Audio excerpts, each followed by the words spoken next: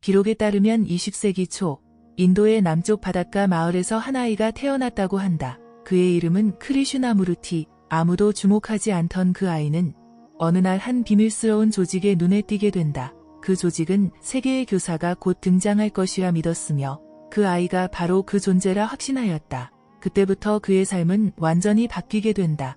14살의 나이에 그는 전 세계로부터 주목받는 존재가 되었고 사람들은 그를 신의 메신저라 불렀다. 그러나 그는 그 모든 것을 거부했다. 그는 자신을 따르던 수많은 추종자들 앞에서 이렇게 말했다. 나는 지도자가 아니다. 나는 구원자가 아니다. 나는 그 어떤 권위도 인정하지 않는다. 그리고 스스로를 중심으로 만든 조직을 해산시켰다. 그가 택한 길은 침묵과 사유와 질문이었다. 그는 신을 말하지 않았다.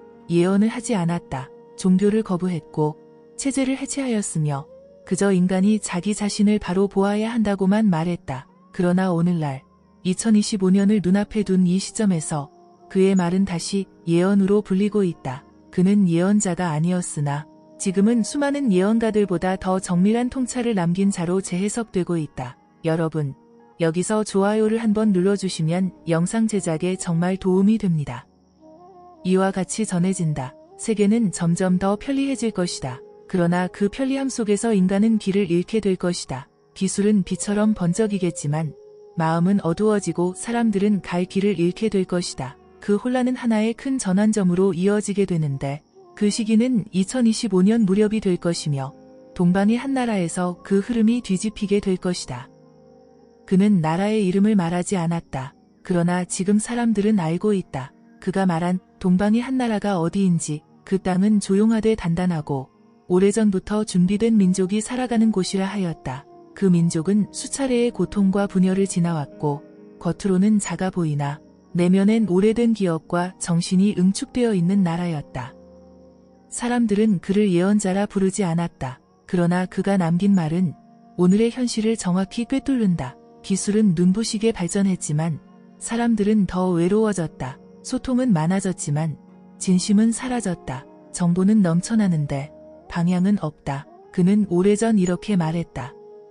길 없는 땅 위에 길을 찾으려 하지 말라. 그 길은 누구도 대신 안내할 수 없으며 오직 스스로 찾아야 한다. 이 말은 이제 더 이상 철학이 아니다. 이제는 예언으로 불린다. 왜냐하면 지금 한국이라는 이 나라는 길 없는 땅 위에서 방향을 묻고 있기 때문이다. 2025년 한국의 미래는 어디로 향할 것인가? 사주와 신점은 말이 많고 정치와 경제는 불안정하다. 그러나 사람들은 직감한다. 지금 이 나라는 운명의 문턱에 서 있다는 것을, 국운이 요동치고 있으며 뭔가 큰 흐름이 다가오고 있다는 것을. 그는 직접 한국을 언급하지 않았다. 그러나 그의 말은 이상할 만큼 한국과 겹친다. 분열과 극복, 침묵과 내면, 준비된 땅과 조용한 힘, 그가 말한 모든 상징들이 지금의 한국과 맞닿아 있다. 그는 이렇게 말했다. 하늘 아래 흐르던 기운이 이 해에 멈추고 다시 뒤집히게 되리라. 그날이 오면 소리를 내지 않던 자들이 깨어나고 숨죽였던 민족이 방향을 바꾸게 되리니 그 문은 조용히 열릴 것이나 한 번 열리면 닫히지 않을 것이다.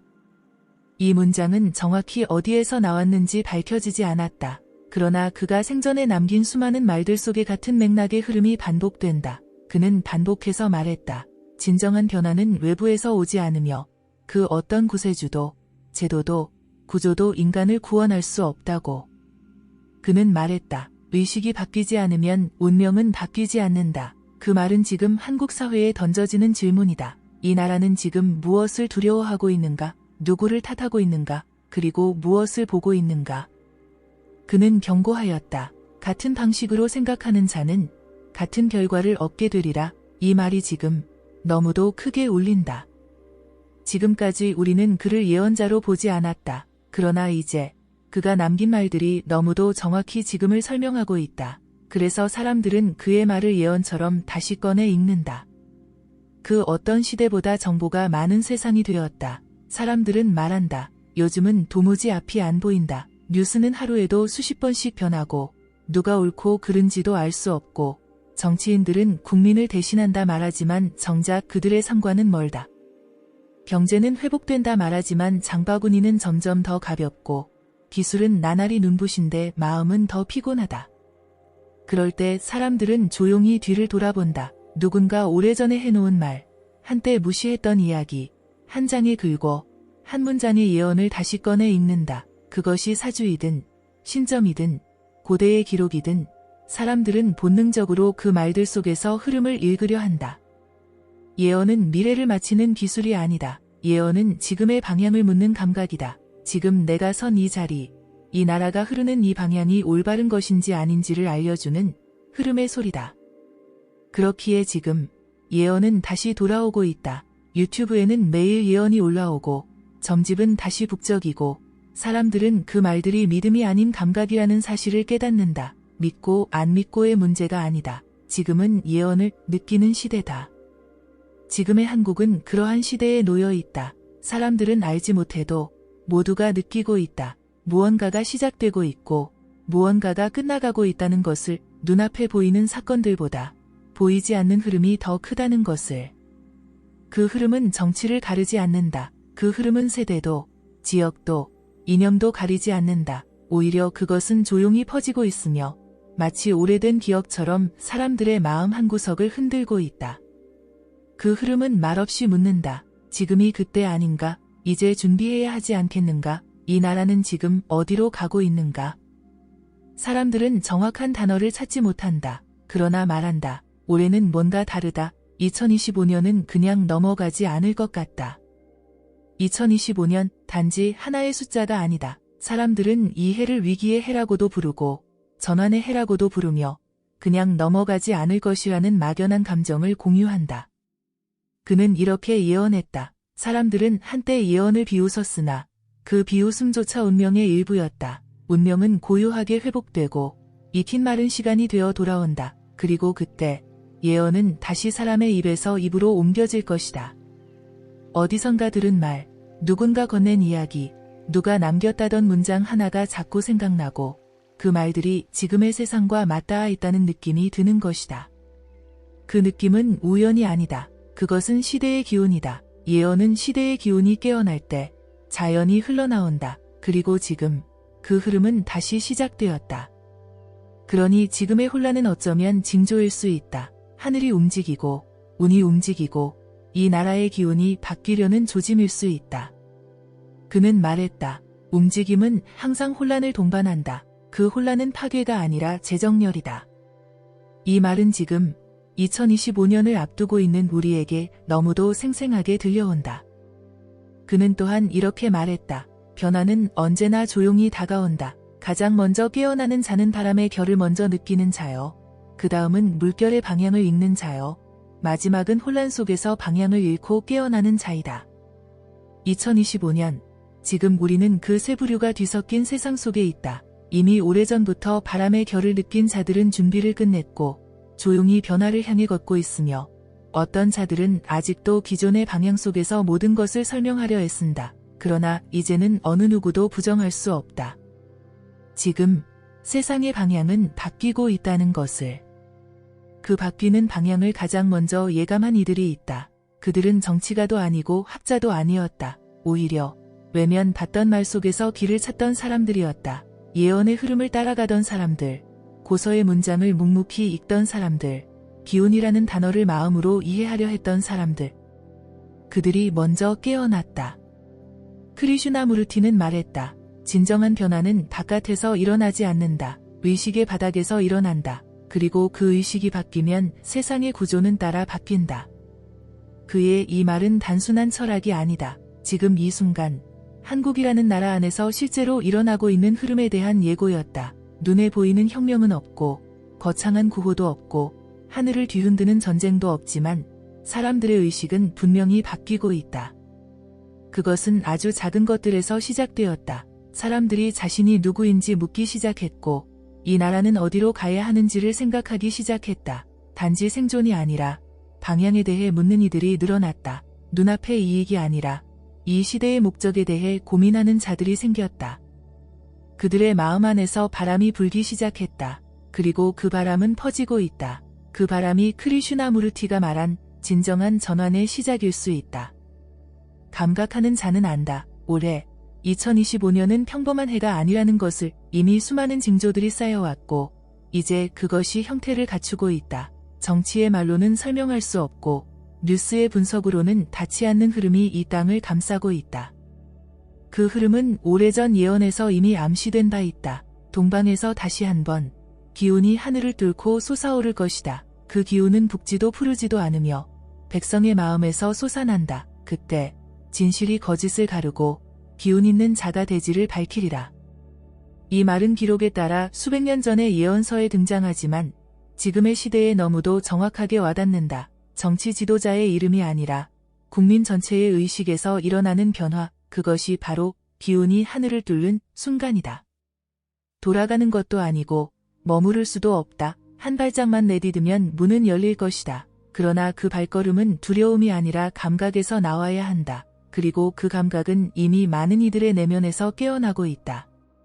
문은 고요하지만 무겁다. 그러나 그 무게는 시대의 전환을 지닌 자에게는 오히려 가벼워진다. 그 문을 열자, 그 바람을 먼저 읽은 자는 지금 이미 걸음을 시작했을지도 모른다. 크리슈나무르티는 말했다. 참된 통찰은 외부의 예지에서 오지 않는다. 내면의 침묵 속에서 생겨난다. 그 침묵 속에서 우주의 구조는 그 사람에게 말을 건다. 이 말은 곧 예언은 누구에게나 열릴 수 있다는 의미다. 다만 침묵을 받아들이고 깨어있는 자만이 그것을 들을 수 있다. 그리고 지금 한국이라는 땅에서는 수많은 사람들이 동시에 같은 것을 느끼기 시작했다. 설명할 수는 없지만 무언가가 온다는 감각, 무언가 커다란 전환이 시작되었음을 인정하게 되는 마음, 그 감각은 누가 말해준 것이 아니라 스스로의 가슴 속에서 올라온다. 어느 날 밤 뉴스를 끄고도 한참을 멍하니 생각한다면 그것은 예언의 언어가 당신 안에서 울렸다는 증거다. 거리의 소음 속에서 문득 정적을 느낀다면 그것은 당신이 깨어난 자라는 표시다. 이제 예언은 고서 속이 아니라 당신의 일상 속에서 깨어나고 있다.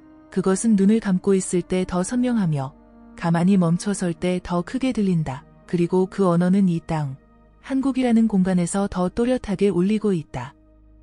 그 이유는 이곳이 동방의 끝이기 때문이다. 해가 마지막으로 머무는 곳, 우주의 에너지가 가장 늦게 도달하지만 가장 맑게 깨어나는 장소, 예언의 마지막 언어가 울릴 장소가 바로 이곳이기 때문이다.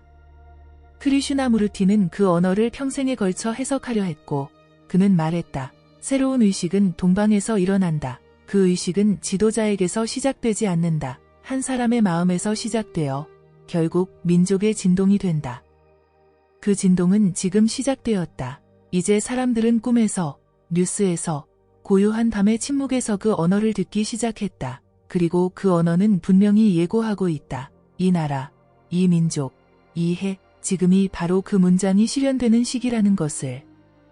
예언은 축복만을 말하지 않는다. 예언이 실현된다는 것은 흐름이 도달했다는 것이며 그 흐름은 결코 조용히 지나가지 않는다. 예언이 시작될 때 먼저 울리는 것은 경고의 종이다. 그리고 그 종소리는 언제나 고요한 일상 위에 격렬하게 울린다.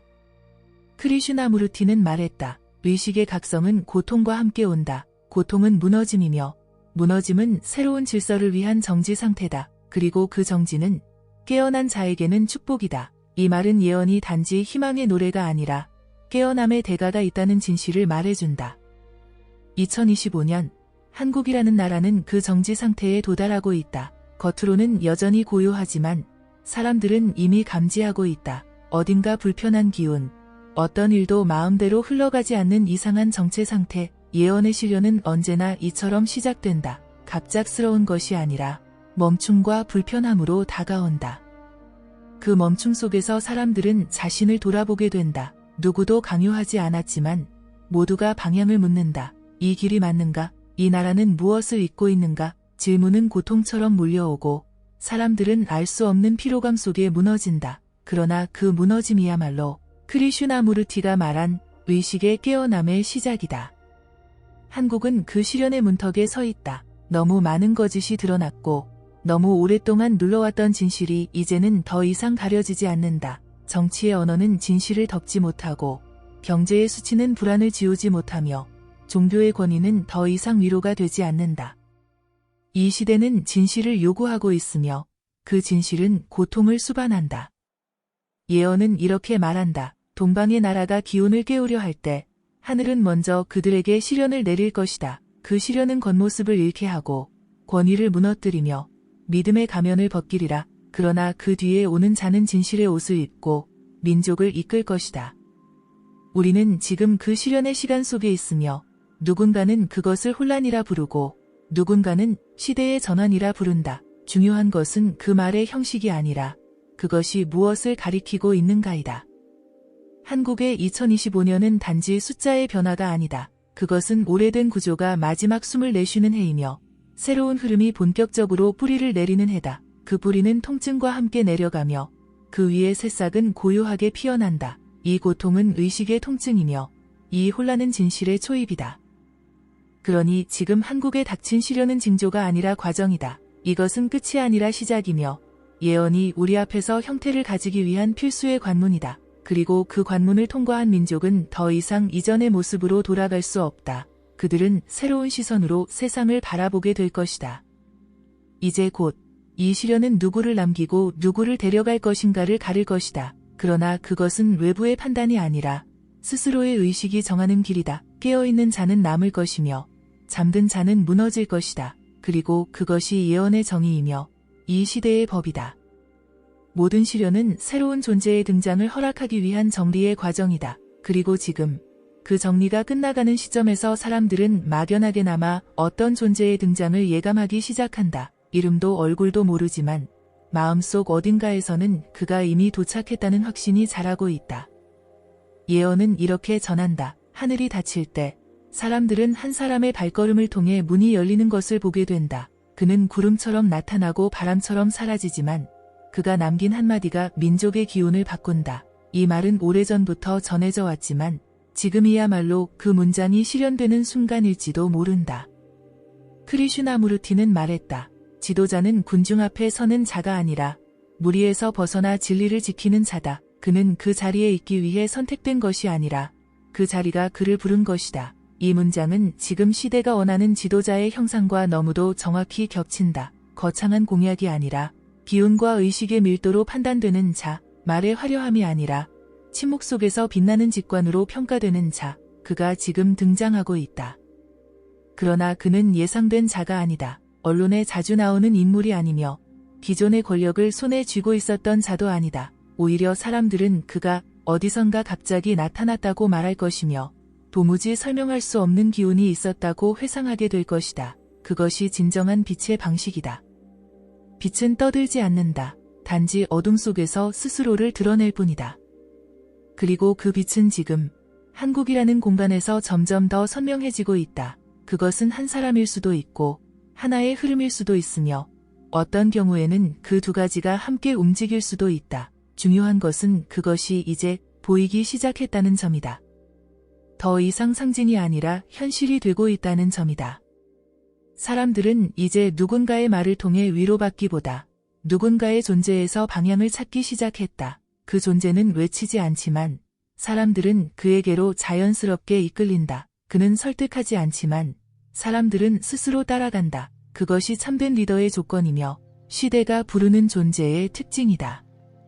예언은 또 이렇게 전한다. 하늘 아래 3번이나 버려졌던 자가 있다. 그가 사람들의 조롱을 받으며 침묵 속에 살아왔으나 결국 하늘의 기운은 그에게 돌아간다. 그가 손을 들면 바람이 움직이고 입을 열면 대지가 응답할 것이다. 그때 동방은 다시 눈을 뜨고 서방은 귀를 열 것이다.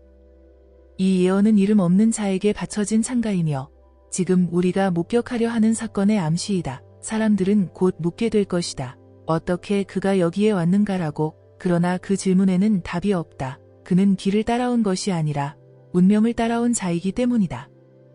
이제 그가 등장했다는 사실은 누구의 선언이 아니라 흐름으로 나타난다. 사회 전체의 공기가 바뀌고 사람들의 말투가 변하고 미래를 바라보는 눈빛이 다시 살아난다. 이것은 단지 개인의 등장이 아니다. 이것은 민족의 무의식이 하나의 형상을 만들어낸 것이다.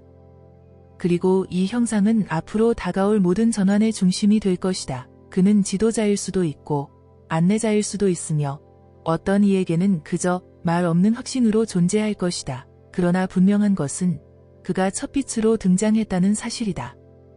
빛은 어둠을 밀어낸다. 그러나 어둠은 결코 가만히 물러나지 않는다. 예언에서 말하는 새로운 지도자의 등장은 언제나 충돌의 시작을 의미한다. 그가 손을 들면 바람이 움직이고 입을 열면 대지가 응답하지만 동시에 오래된 권위는 두려움에 휩싸인다. 왜냐하면 진실의 출현은 모든 거짓을 무너뜨리기 때문이다. 크리슈나무르티는 말했다. 사람들은 변화를 원한다고 말하지만 그들은 진정한 변화가 오면 그것을 파괴로 느낀다. 왜냐하면 그 변화는 자기가 만들어 놓은 모든 구조를 해체하기 때문이다. 바로 이 말처럼 지금 한국은 새로운 기운과 기존의 구조가 정면으로 마주하게 되는 순간을 맞이하고 있다.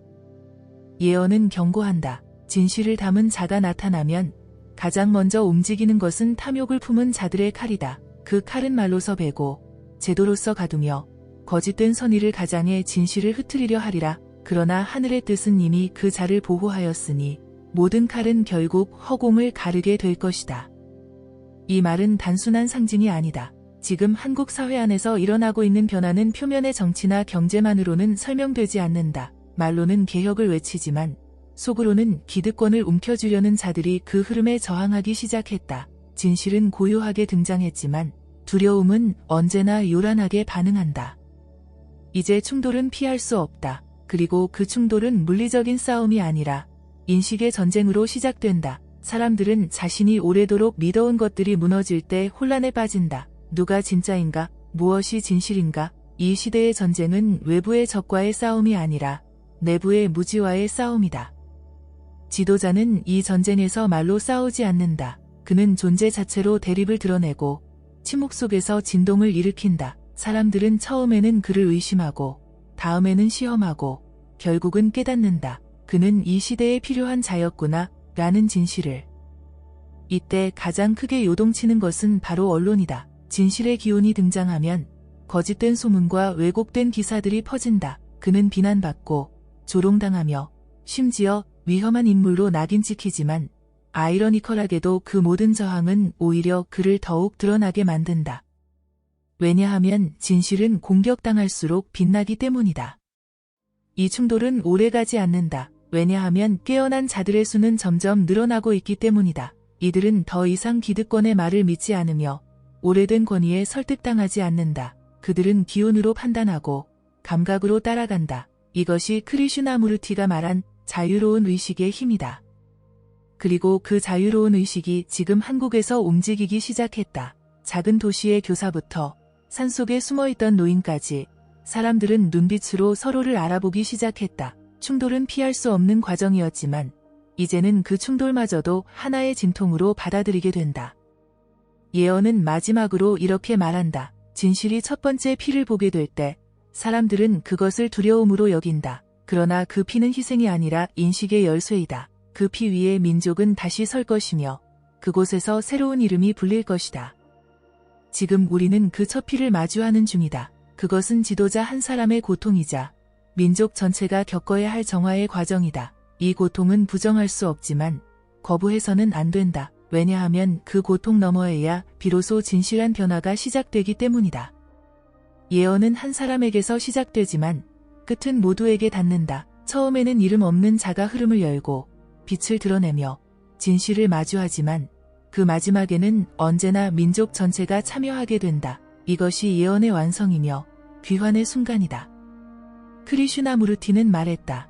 진실한 혁명은 외부에서 오지 않는다. 그것은 당신 안에서 시작되고 당신의 눈빛에서 퍼지며 당신의 침묵 속에서 세상을 바꾼다. 이 말은 마치 지금의 한국을 위한 말처럼 들린다. 거대한 예언의 흐름은 이제 더 이상 특정한 인물의 것이 아니다. 그것은 이 시대를 살아가는 모든 이들의 이야기이며 각자의 마음 속에서 맺히는 응답이다. 2025년을 지나며 한국은 많은 것을 잃었다. 신뢰를 잃었고 방향을 잃었으며 말의 힘조차 잃었다. 그러나 그 모든 상실은 새로운 탄생을 위한 정리였다. 무너진 자리에서 다시 눈을 뜬 사람들, 혼란 속에서도 직관으로 진실을 알아본 사람들, 그들이 지금 귀환의 시기를 맞이하고 있다. 더 이상 묵묵히 따르지 않고 더 이상 기대지 않으며 이제는 스스로가 빛이 되어 움직인다. 예언은 마지막으로 이렇게 말한다. 한 시대는 이름 없는 자로 시작되어 모두의 이름으로 완성된다. 처음엔 단 한 사람이 하늘의 소리를 들었고 마지막엔 모든 사람이 하늘을 바라보게 되리라. 지금 이 순간이 바로 그 마지막 문장이다. 우리는 더 이상 관찰자가 아니다. 우리는 더 이상 듣기만 하는 존재가 아니다. 우리는 지금 그 예언의 끝에 서 있는 존재들이다. 크리슈나무르티는 말한다. 당신이 보는 것이 바로 세상이다. 세상이 혼란스러운 이유는 당신의 내면이 혼란스럽기 때문이다. 세상을 바꾸려 하지 말라. 대신 당신 자신을 보라. 거기서부터 혁명은 시작된다. 이 말은 단순한 철학이 아니라 지금 한국이 걸어가는 길에 놓인 가장 실제적인 해답이다. 이제 예언은 끝났다. 그러나 동시에 시작되었다. 누군가는 이 이야기를 하나의 영상으로 보겠지만 누군가는 이 말을 통해 인생의 방향을 다시 잡게 될 것이다. 그리고 어떤 이는 이 흐름 속에서 자신의 이름을 새기게 될 것이다. 이것이 예언의 귀환이며 모든 것을 자신의 이야기로 받아들이는 자만이 그 흐름에 참여할 수 있다. 2025년은 한국이라는 나라가 깨어난 해로 기억될 것이다. 단지 정치적 변화 때문이 아니다. 단지 지도자의 등장 때문도 아니다. 그것은 사람들의 눈빛이 바뀌었고 마음이 흔들렸으며 더 이상 외부의 거짓에 속지 않게 되었기 때문이다. 이 민족은 다시 시작할 준비를 마쳤다. 하늘의 운은 이제 닫히지 않으며 예언은 더 이상 예언이 아닌 현실이 된다. 그러니 당신에게 묻는다. 지금 당신은 무엇을 보고 있는가? 당신은 어떤 말을 기억하고 있는가? 그리고 무엇보다 당신은 어떤 사람이 되고 있는가? 그 대답이 바로 이 예언의 마지막 문장이다. 이상으로 오늘 2025년 한국의 미래를 예언한 예언자 크리슈나무르트의 구군 예언을 마칩니다. 올해 한국이 어떻게 될지, 우리가 믿을 만한 지도자가 있는지 댓글로 의견을 남겨주세요. 시청해주셔서 감사합니다.